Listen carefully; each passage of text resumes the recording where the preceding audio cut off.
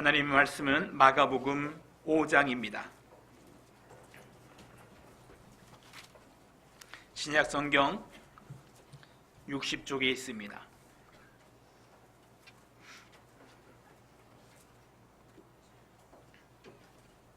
1절에서 15절까지 말씀을 봉독합니다. 예수께서 바다 건너편 거라사이나의 지방에 이르러 배에서 나오심에 곧 더러운 귀신 들린 사람이 무덤에서 나와 예수를 만나니라. 그 사람은 무덤 사이에 거처하는데 이제는 아무도 그를 쇠사슬로도 맬 수 없게 되었으니 이는 여러 번 고랑과 쇠사슬에 매였어도 쇠사슬을 끊고 고랑을 깨뜨렸음이러라. 그리하여 아무도 그를 제어할 힘이 없는지라. 밤낮 무덤 사이에서나 산에서나 늘 소리 지르며 돌로 자기의 몸을 해치고 있었더라. 그가 멀리서 예수를 보고 달려와 절하며 큰 소리로 부르짖어 이르되 지극히 높으신 하나님의 아들 예수여, 나와 당신이 무슨 상관이 있나이까? 원하건대 하나님 앞에 맹세하고 나를 괴롭히지 마옵소서 하니, 이는 예수께서 이미 그에게 이르시되 더러운 귀신아 그 사람에게서 나오라 하셨음이라. 이에 물으시되 내 이름이 무엇이냐? 이르되 내 이름은 군대니 우리가 많음이니이다 하고 자기를 그 지방에서 내보내지 마시기를 간구하더니 마침 거기 돼지의 큰 떼가 산 곁에서 먹고 있는지라. 이에 간구하여 이르되 우리를 돼지에게로 보내어 들어가게 하소서 하니 허락하신대 더러운 귀신들이 나와서 돼지에게로 들어가매 거의 2,000마리 되는 떼가 바다를 향하여 비탈로 내리더라. 바다에서 몰사하거늘 치던 자들이 도망하여 읍내와 여러 마을에 말하니 사람들이 어떻게 되었는지를 보러 와서 예수께 이르되 그 귀신 들렸던 자 곧 군대 귀신 집혔던 자가 옷을 입고 정신이 온전하여 앉은 것을 보고 두려워.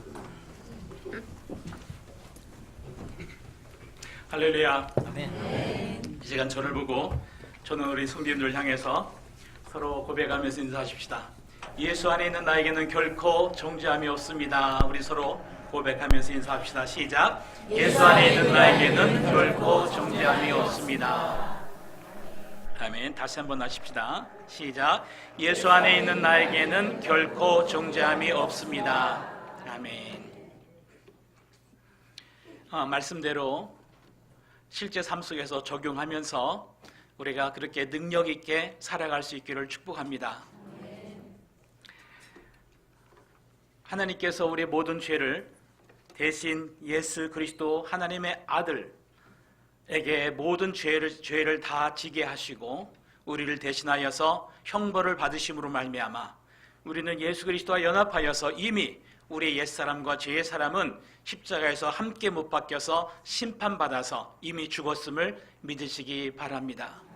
그래서 성경에서는 이미 그러므로 우리는 그리스도 안에서 새롭게 부활한 우리는 새 몸이요 새 영이요 새 사람이 되었다라고 선언을 하고 있습니다.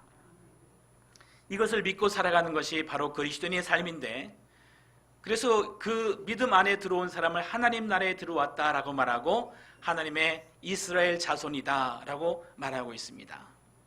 그럼에도 불구하고 이스라엘의 잃어버린 양이 되어서 사단 마귀의 포로가 되며 속아서 죄와 자기를 정죄하면서 죄와 사망에 얽매여서 살아가는 사람도 없지 않아 많이 있다는 것을 우리는 잘 알고 있습니다. 오늘 예수님께서 그 바다의 풍랑을 뚫으시고 그 바다를 건너서 한 곳에 이르는데 그곳이 바로 거라사인의 땅이라.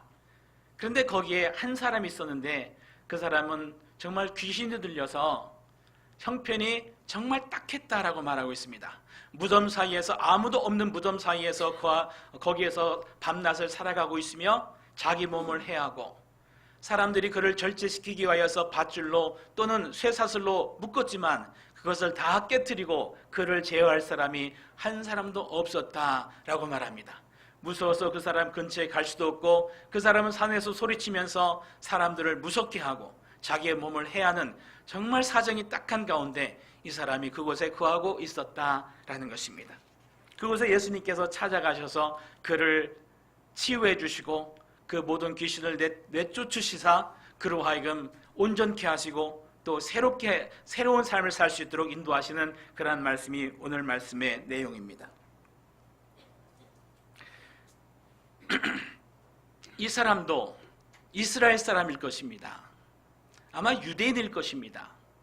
그러면은 이 사람도 이스라엘 사람입니다. 하나님의 택한 백성이며 구원받은 자다라고 이렇게 생각해 볼 수 있겠습니다. 그러면은 구원받은 자도 귀신에 들려서 이렇게 고통을 받을 수 있는 것입니까?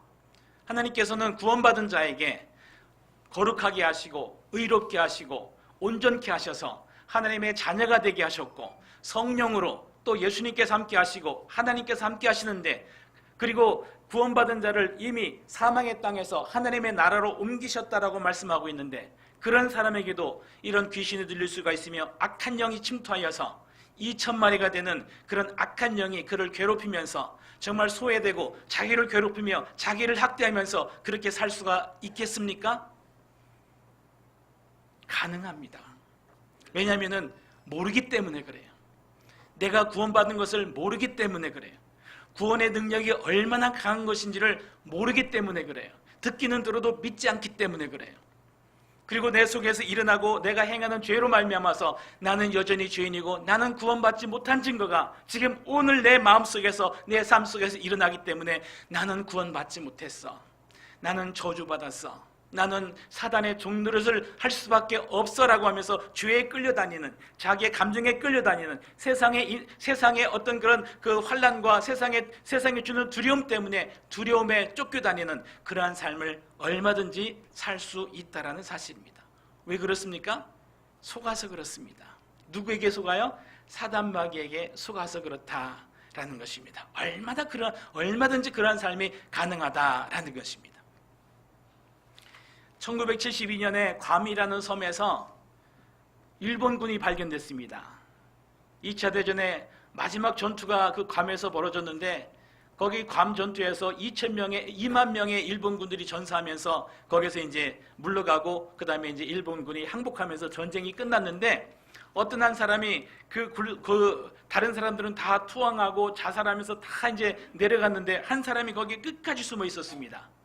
그 이름이 오코이 쇼이치라는 사람이 그 숨어 있다가 총과 자기 가지고 있는 검으로 땅을 파가지고 깊이 땅 속에 들어가서 거기에 숨으면서 지냈는데, 얼만큼 지냈느냐? 28년간을 거기 숨어 살았습니다.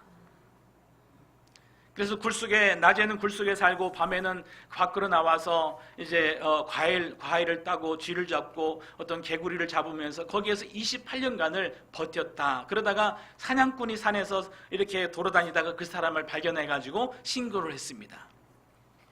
근데 그 사람을 발견했을 때는 완전 두더지 같은 모습으로 살아가고 있었고 말을 잊어버렸고, 그리고 그 사람은 정말 형편이 없는 그런 모습으로 겨우 생존하고 있었다라는 것을 발견하게 됩니다. 그런 건이 몇 건이 있었습니다.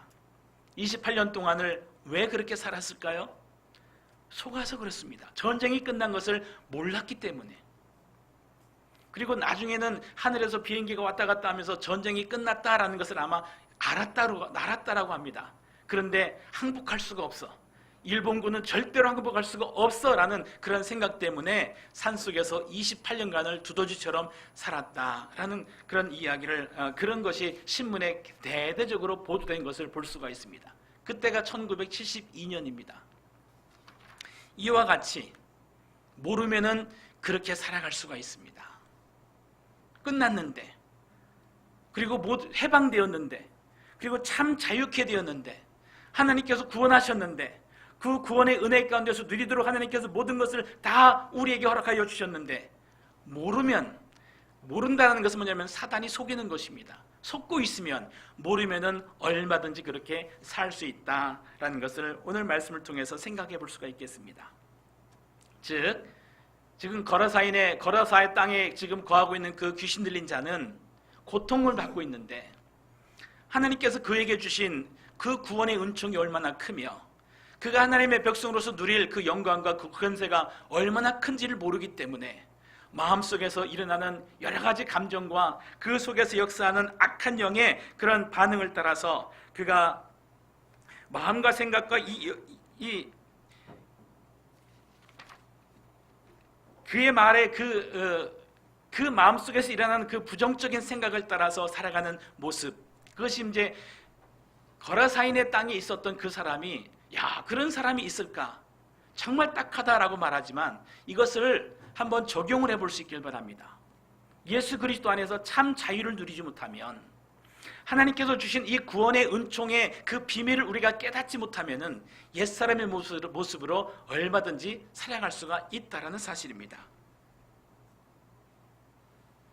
즉 그가 무덤 사이에 머물고 있고, 그 다음에 그 쇠사슬과 그 밧줄로 매고 있어도 그가 그것을 절제할 수가 없었고, 사납게 소리를 지르고 자기를 상하게 하는 그런 모습으로 살고 있는 그런 모습을 한번 생각해 볼 수 있기를 바랍니다. 즉 하는 모든, 우리로 한번 적용을 해본다면 하는 모든 말이 부정적이요, 그리고 모두 부정적이요, 올라오는 생각이 상처투성이요, 공격적이요, 분노가 섞여 있으며 어둠이며 열등감이며 정말 자기를 억압하는 생각들로 가득 차 있어서 그 자기 몸을 상하게 하고 주변 사람들과 소통하지 못하고 다툼을 일으키며 어떤 소외되어 있는 그런 모습으로 살아가는 것, 생각마다 부정적인 생각. 그래서 성경에는, 다른 성경에서는 이렇게 표현을 하고 있습니다. 거짓 영이다, 그 다음에 수근수근하는 영이다, 그 다음에 부정직한 영이다. 이 생각들 하나하나를 이렇게 지적하면서 성경에서 그것을 악한 영이다라고 이렇게 표현을 하고 있는데, 그 악한 영이 2,000마리 정도 돼서 그 사람의 생각과 마음을 주장하고 있다라고 하면은 그 사람의 형편이 그렇게 변할 수 있다라는 것입니다. 정신병자로서 미쳤다라는 것으로 생각하는 것이 아니라 귀신 들렸다라는 것은 영적인 문제다라는 것이에요. 마음과 생각의 문제다라는 것이죠. 하는 일마다 상처를 받으면서, 하는 일마다 부정적으로 생각하면서, 하는 일마다 사람과 이렇게 불화하면서 상처를 서로 입고 주고받는 그런 모습으로 살아가는 것, 정도의 차이는 있겠지만 그것도 악한 영에 붙들려서 사는 것과 같다라고 이렇게 볼 수가 있겠습니다. 그러면 이 시간에 우리가 간단하게 이 사단에 대해서, 귀신에 대해서 우리가 잠깐만 정리를 하고 넘어갈 수 있기를 바랍니다.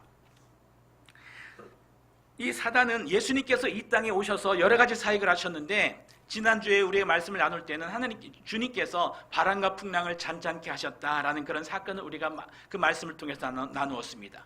하나님의 아들로서 바람과 이 파도까지도 명령하여서 순종케 하실 수 있는 하나님의 아들, 오늘 사건을 통해서는 모든 귀신을 내어쫓으면서 선택받은 하나님의 자녀를 온전케 하시는, 귀신을 이길 수 있는, 내쫓으시는, 그래서 하나님의 일을 이루시는 하나님의 아들. 그 다음에 그 다음 사건에서는 한 여인을 치유하십니다. 혈류병 앓던 12년 동안 혈류병을 앓던 여인을 치료하시는데 생명을 낳지 못하는 이스라엘을 치료하시는 하나님의 아들. 그 다음에 죽은 딸아이를 살립니다. 어린 소망이죠. 어린 소망에 죽어간 소망을 일으켜주시는 하나님의 아들 예수 그리스도. 이런 일련의 사건들이 쭉 나오면서 그분은 바로 하나님의 아들이시다라는 것을 이 마가복음에서 증명을 하고 있는데, 오늘 말씀은 사단의 세력을 멸하는, 사단의 일을 멸하러 오신 예수 그리스도 하나님의 아들의 그 사역을 우리에게 보여주고 있는 것을 오늘 말씀을 통해서 생각해 볼 수가 있겠습니다. 사단의 일은 우리 구원받은 자로 하여금 하나님의 거룩한 구원을 이루지 못하도록 방해하는 역할을 하는 것이 바로 사단입니다. 그래서 사단 밑에는 뭐 귀신이 있고 악한 영이 있고 여러 가지 이렇게 분류를 하고 있습니다만은, 이 사단은 성경에서 말하기를 공중 권세를 잡은 자다. 공중에는 뭐가 있습니까? 공중에는 제비가 날아가는 것이 아니라, 그 공중을 얘기하는 것이 아니라 세상의 사상과 철학과 사람들의 생각을 사로잡고 있는 것이 바로 사단의 역할이다, 사단의 세력이다 라고 말하고 표현할 수가 있겠습니다. 그 다음에 정사와 권세를 다스린다라고 말하고 있습니다. 즉 이 세상에서 여러 가지 그 이치를 다루고 있고, 세상의 권세도 그가 부리고 있고, 세상의 물질도 부릴 수 있는 그런 능력을 가지고 있는 것이 바로 사단이다 라고 말하고 있습니다. 그러나 여러분, 여기에서 우리가 주의해야 될 것은 세상을 이분법적으로 보면 안 됩니다. 즉 다시 말하면 사단은 하나님의 대적이다라고 보면 안 된다라는 것입니다. 즉 다시 말하면 사단도 하나님께서 반드시 심판하실 것입니다. 하나님께서는 이 세상에 있는 동안 사단의 역사하는 것을 임시로 허락하셨을 뿐입니다. 마지막에 하나님께서 심판하실 때에 사단도 심판을 받아서 저 영원한 무적행에 들어가서 하나님의 심판을 받아서 무적행에 들어갈 운명에 처해 있는 피조물이다라는 것을 우리는 알아야 되겠습니다. 그러므로 사단이 하나님의 대적자다라고 생각을 하면 안 됩니다. 사단은 이 세상에 있는 악한 영이지만 하나님의 대적은 아니다라는 것입니다. 하나님은 오직 한 분이시다라는 것을 우리는 믿어야 되겠습니다. 그럼에도 불구하고 사단의 역할은 이 세상에 있는 동안 성도로 하여금 구원을 이루지 못하게 하는 일을 실행하고 있다는 사실을 우리가 분명히 알아야 되겠습니다. 그래서 세상의 모든 사람과 사람의 사상과 생각을 지배하는 그러한 일을 하고 있다는 것입니다. 특히 무엇으로 이 사람들을 지배하는가 하면은 예수 그리스도를 믿지 않는 사람은 그냥 지배할 수가 있지만 예수 그리스도를 믿는 사람들도 영향력을 미칠 수 있다는 것입니다. 왜냐하면 사단이 모든 사람을 정죄하고 가는 것은 그 무기가 뭐냐면 죄입니다. 죄 있는 자마다 사단이 와서 정죄를 합니다. 그러면 꼼짝을 못하는 거예요. 왜냐하면 죄를 지었기 때문에 그렇다라는 것입니다. 그래서 죄를 빌미로 해서 사람을 결박하고 고통을 주면서 그가 지배를 합니다. 죄가 있는 자는 그래서 반드시 사단이 지배를 받는다라고 볼 수가 있겠습니다. 그래서 이 구약 성경에 처음 나오는 이 선악과 사건에서부터 사단은 거짓말을 하면서 이 사람을 속이면서 죄 가운데 하나님으로부터 멀리 떨어져 죄 가운데 살아갈 수 있도록 속여서 사람들을 지배해온 것이 바로 사단의 역사다라고 말하고 있고, 결론적으로 말해서는 모든 사람이 사단의 지배하에 있었다라고 표현할 수가 있겠습니다. 모든 사람들이 사단의 종노릇을 하면서 살고 있었다라고 표현해도 과언이 아니다라고 말씀드릴 수가 있겠습니다. 나는 아니겠지. 아닙니다. 모든 사람이 죄를 범하였음에 하나님의 영광에 이르지 못하였더니 성경의 선언입니다. 모든 사람이 죄를 범하였음에. 그럼 죄 가운데 있는 사람은 누구의 종노릇을 했다는 것이에요? 사단의 종노릇을 했다는 것입니다. 사단의 종노릇을 했다는 증거가 뭐예요? 하나님의 영광과 하나님께서 주시는 기쁨과 하나님께서 주시는 평강과 그 은혜를 누리지 못하는 삶을 살고 있다는 것이 바로 그 증거입니다. 중간은 없어요. 둘 중에 하나입니다.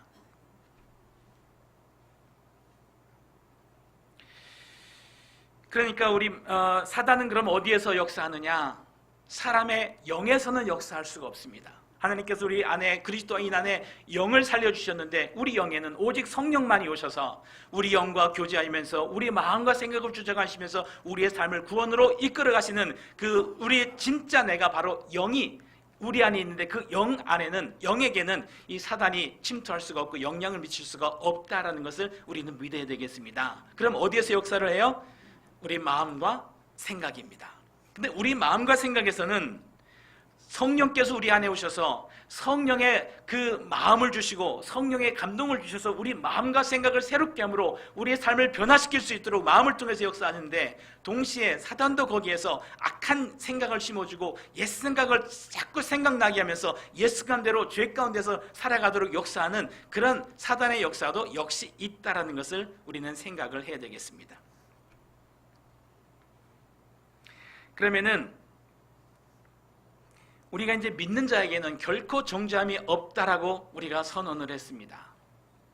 그래서 우리가 믿는 것은 뭐냐면은 하나님께서 우리를 구원하셨을 때에 옛사람을 예수 그리스도와 함께 연합시켜서 우리의 모든 죄를 예수님에게 모든 다 씌워서 그리스도가 죽으심으로 말미암아 우리의 모든 죄값을 치르셨는데, 그것을 어떻게 표현하는가 하면은 우리의 옛사람은 예수 그리스도와 연합되어서 옛사람은 이미 죽었다라는 것입니다.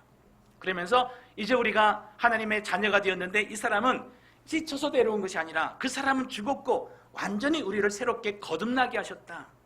새로운 사람으로 하나님의 자녀로서 새롭게 태어나게 하셨다라고 성경은 말하고 있습니다.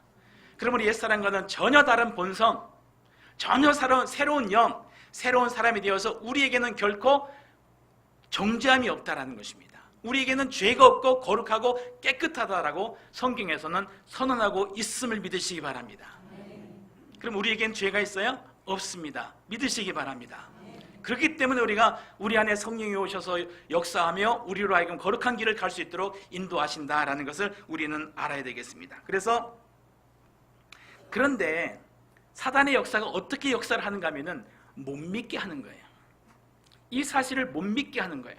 그래서 아까 얘기한 것처럼 일본 군인 오코이 쇼이치가 28년 동안 속아서 그 28년 동안 정글에서 짐승같이 살은 것처럼 그렇게 죄와 사망의 그늘에서 사단에게 얽매여서 그렇게 살아갈 수가 있다. 여러분, 믿는 사람이 사단에게 얽매일 수 있습니까? 사단은 결코 믿는 사람에게 역사할 수가 없는데, 사단은 무엇을 가지고 역사하는가 하면 죄를 가지고 이렇게 정죄를 하면서 역사하는데, 죄가 없음을 믿는 사람에게는 하나님께서 그의 피로 내 모든 죄값을 치르시고 내게는 죄가 없어 깨끗해 의롭게 하셨어라고 믿는 사람에게는 사단이 와서 정죄를 할 수가 없다라는 것이. 그런데 나는 죄가 있어라고 믿는 사람에게 너는 죄인이니까 너는 죄를 졌잖아 라고 하면서 윽박하면서 우리를 결박하기 시작한다라는 것입니다. 이렇게 해서 속여서 이 성도들을 결박하는 것이 첫 번째 사단의 방법이고, 두 번째 방법이 있습니다. 나는 구원받았어.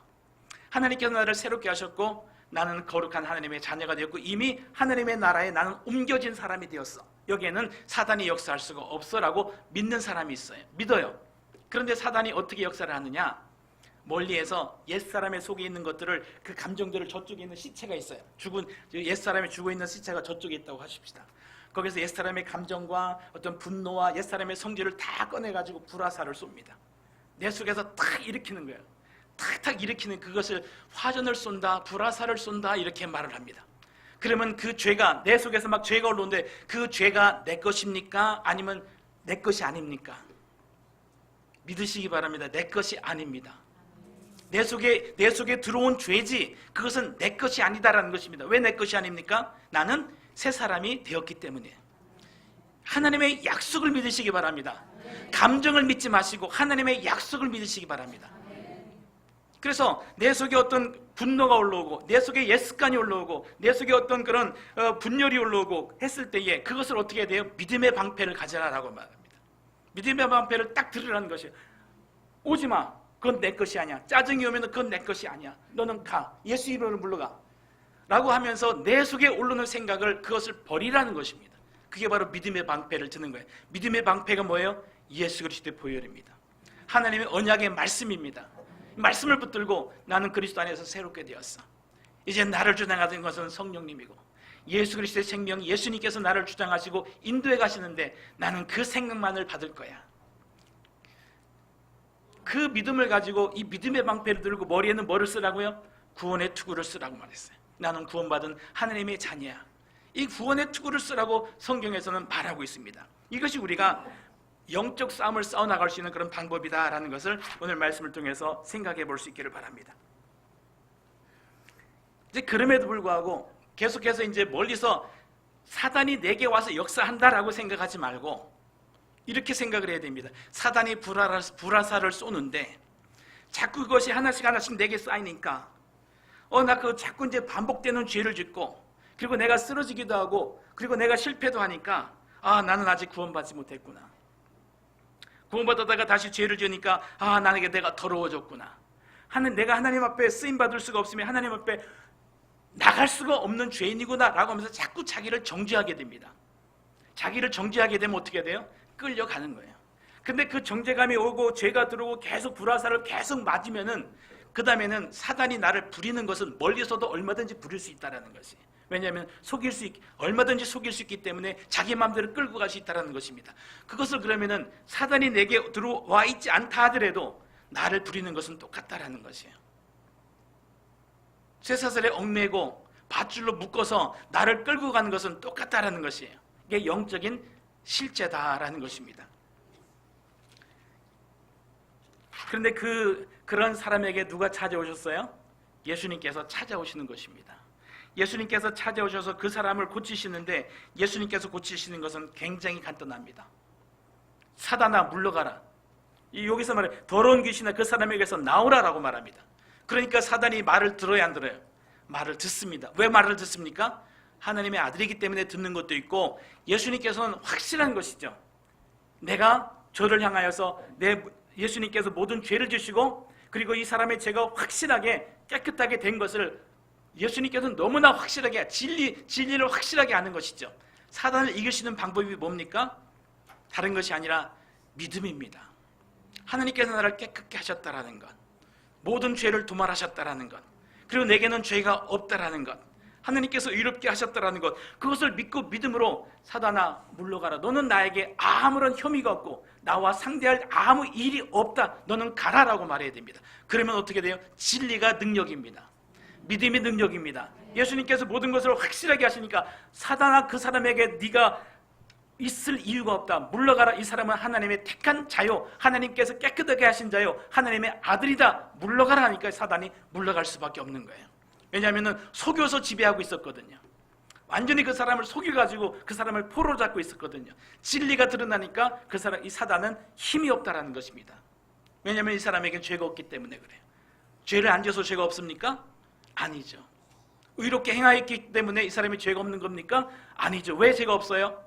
하나님께서 그의 피로, 하나님의 아들의 피로 그 죄값을 치르시고 그 피로 깨끗하게 칠사 거듭나게 하셨기 때문에 의로운 것임을 믿으시기 바랍니다.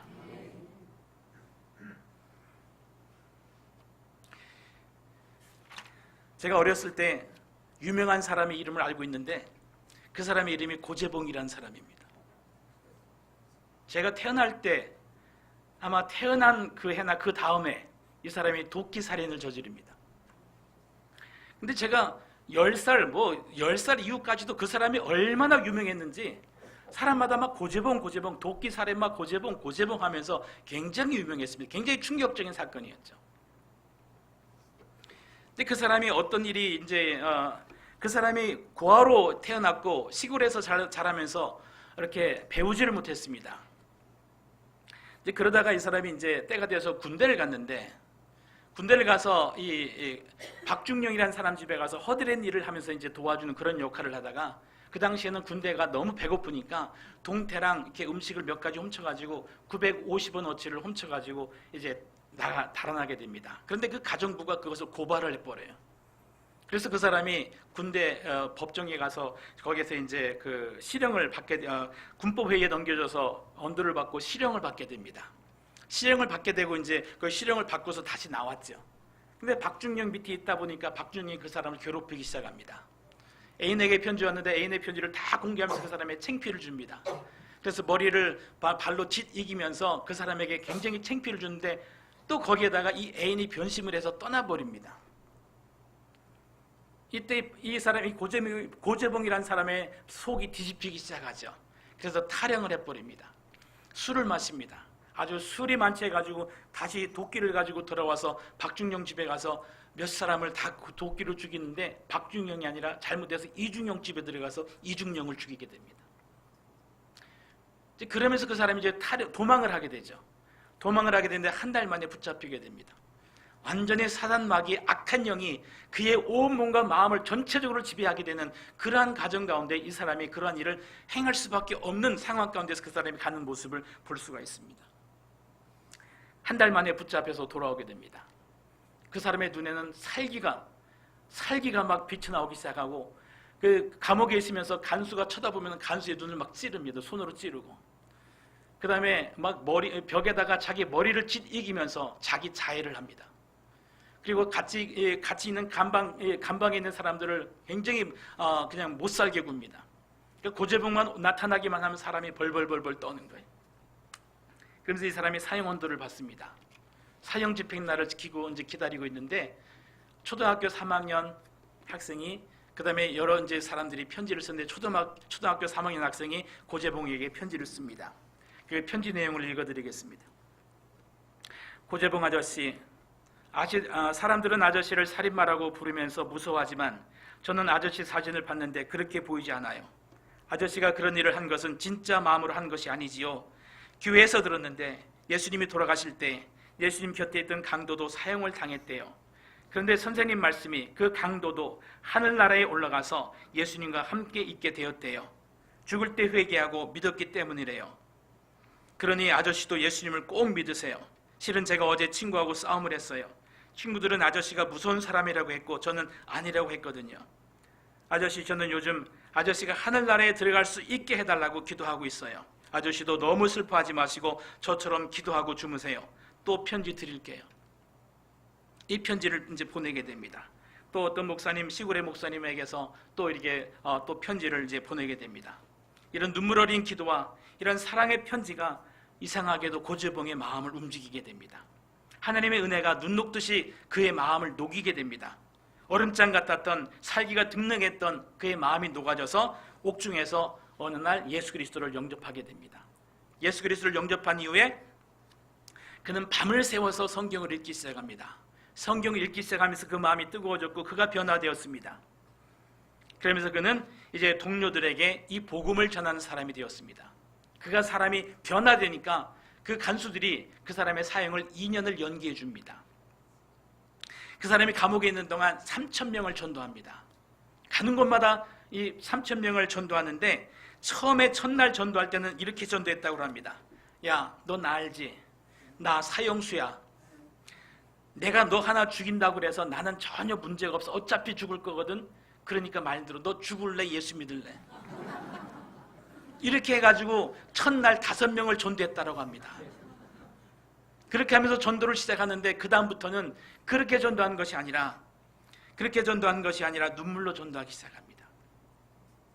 말씀을 통해서 깨달은 대로 복음을 전하기 시작하는데 사람들이 그렇게 말합니다. 그 사람이 전하는 복음은 어느 누구보다도 권세가 있었다. 그렇게 전합니다. 그렇게 변화되어서 이 복음을 전하면서 이 사형 집행일이 다가왔을 때에 그는 이제 많은 사람들, 그 감옥에 있는 모든 사람들을 만나는 사람들마다 그렇게 눈물로써 복음을 전하다가 이제 사형 집행일에 돼서 그 간수 집행자에게 자기 부탁을 합니다. 내가 찬송을 부르다가 내가 웃을 때 나에게 총을 쏴서 죽게 해주십시오. 동료들과 헤어질 때 그렇게 말을 합니다. 내가 먼저 하늘나라에 가서 기다릴 테니까 다들 거기에서 만나길 바란다.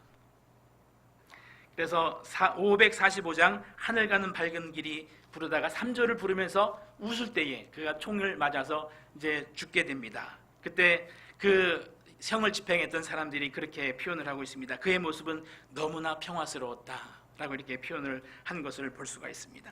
그리고 그 전에 이중령의 가족에게 편지를 써서 정말 용서를 구하고 마지막까지 최선을 다해서 사죄를 했다라고 이렇게 성경 이야기를 전하고 있습니다. 예수님을 만나기 전과 예수님을 만나기 후의 삶이 이렇게 달라질 수가 있다는 것입니다. 악한 영이 그의 마음과 생각을 점령했을 때에 그의 삶이 어땠는가라는 것을 우리가 볼 수가 있고요. 마치 거라사인의 땅에 있었던 그런 귀신 들렸던 자의 어떤 그런 마음과 생각과 그 행동과 흡사하지 않겠습니까? 그런데 예수님을 만났을 때에 고재봉이 변화된 것처럼 거라사인의 사람이 예수님을 만났을 때에 진리 안에서 자유하게 되니까 사단 마귀가 그에게 역사할 수가 없고 다 그것이 떠나가고 그 다음에 그가 예수 안에서 온전케 되어서 가족들에게 들어가서 가족들을 전도하고 예수 그리스도가 나에게 이런 일을 행하셨습니다 라고 하면서 데가볼리에 있는 10개 도시에 가서 그 예수님에 대해서 복음을 전하는 그런 사람으로 변화된 것을 볼 수가 있습니다. 예수님께서 그에게 말씀하십니다. 더러운 귀신아 그 사람에게서 나오라 하니까 예수님 그 귀신이 나가며 그 사람에게는 정말 예수님의 영이 예수님의 말씀이 그를 자유케 함으로써 온전한 삶으로 회복되어 나가는 것을 오늘 말씀을 통해서 볼 수가 있습니다. 근데 그 귀신이 어디로 갔습니까? 그 귀신이 말하기를 나를 저 돼지떼에게 들어가게 해 주십시오라고 부탁을 합니다. 그런데 그 돼지떼가 어디냐? 원래 귀신이 살던 곳입니다. 돼지떼에게 귀신이 들어가니까 돼지떼가 어떤 반응을 보여요? 전부 다 그 아래쪽으로 막 내리달립니다. 그러다가 바다에 빠져 다 몰사하였다라고 말하고 있습니다. 하나의 사건이죠. 하나의 사건인데 이 사건을 통해서 하나님께서는 우리에게 교훈을 주시고자 이 사건을 들고 오시는 거예요. 근데 어떤 교훈이겠습니까? 돼지는 자기 배만 위하는 사람입니다. 땅만 쳐다보면서 세상만 쳐다보면서 하나님 없이 살아가는 자는 사단의 종입니다. 자, 아래로 내리달았다는 것은 무엇입니까? 세상을 향하여서 목숨 걸고 살아간다는 것입니다. 물속에 빠져 죽었다는 것이 무엇입니까? 영적으로는 완전히 죽은 자다라는 것이에요. 본인은 잘 살고 있다고 생각을 합니다. 본인은 행복하다라고 생각을 합니다. 그러나 하나님께서 보실 때는 하나님께서 보실 때는 영적으로 완전히 호흡이 끊어졌다라고 표현할 수가 있겠다라는 것입니다. 그림을 보자라는 것입니다. 돼지떼기 귀신이 들어가서 아래로 내리달아서 물속에 빠져 죽었다라는 것이 우리에게 어떤 교훈이 되겠느냐라는 것입니다. 예수 믿은 이후에 이 고제목이 변화된 것처럼 예수 그리스도를 만난 이후에 이 거라사인의 땅에 있던 사람이 예수 그리스도 안에서 참 다른 사람에게 평강을 전할 수 있는, 다른 사람에게 은혜를 전할 수 있는 은혜의 통로요 복음 전도자가 되었던 것을 볼 수가 있습니다. 여러분, 오늘 말씀을 통해서 우리가 모든 이 악한 영에게서 정말 우리 마음과 생각을 새롭게 함으로 참 평강의 은혜를 그리스도 안에서 누릴 수 있는 성도가 될 수 있기를 바랍니다. 그 비결은 예수 그리스도 안에 있는 나에게는 결코 정죄함이 없다라는 확신을 가질 수 있기를 바랍니다. 찬양 중에 이런 찬양이 있습니다. 예수 안에 있는 나에겐 결코 정죄함 없네, 생명의 성령의 법이 해방하였네, 예수 오직 예수. 이 찬양이 있는데 우리 한번 찬양을 한번 불러볼 테니까 아시는 분 한번 따라해 보시기 바랍니다.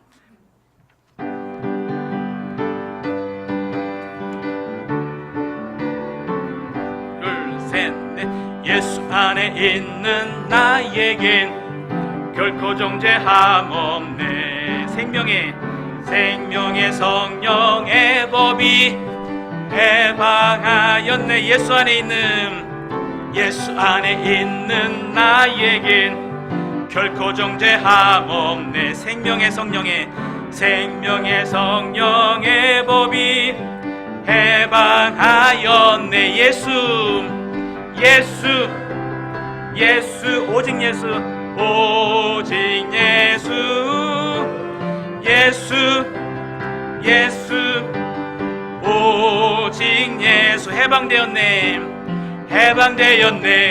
해방되었네 죄와 사망의 법에서 해방되었네 죄와 사망의 법에. 다시 한번 하겠습니다. 예수 안에 있는 나에겐 결코 정죄함 없네, 생명의 성령의 법이 해방하였네. 예수 안에 있는 나 결코 정죄함 없, 생명의 성령의 법이 해방하연. 예수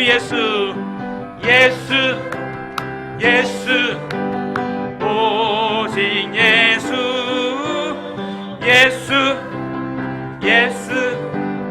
오직 예수. 해방되었네 죄와 사망의 법에서 해방되었네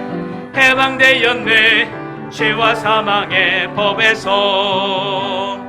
이 시간 우리 함께 기도할 수 있기를 바랍니다. 반주해 주시고요. 이 시간 우리 통성으로 잠깐 기도하는 시간을 갖도록 하겠습니다.